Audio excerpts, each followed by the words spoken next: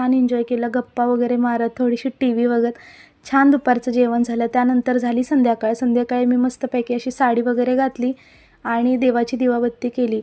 हा माझा जो दिवस असतो ना, दिवसातल्या सगळ्यात शांतता आणि पॉझिटिव्ह मोमेंट असते माझ्यासाठी. जेव्हा मी दिवाबत्ती करते, स्वामींच्या पाया पडते, मुजरा करते, मनाला एक वेगळी शांती लाभते.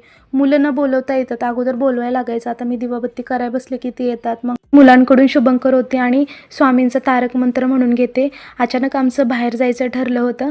त्यानंतर मग मी मस्त तयार झालेच होते, तर मग आम्ही थोडंसं बाहेर गेलो, कारण दिवसभर घरात बसून कसं बोर होतं.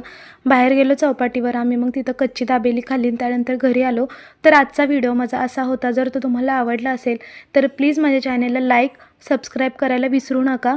लवकरच भेटूया पुढील नवीन व्लॉगमध्ये. तोपर्यंत सर्वांनी छान राहा, मस्त राहा. सर्वांना श्री स्वामी समर्थ आणि पुन्हा सर्वांना मनापासून थँक्यू.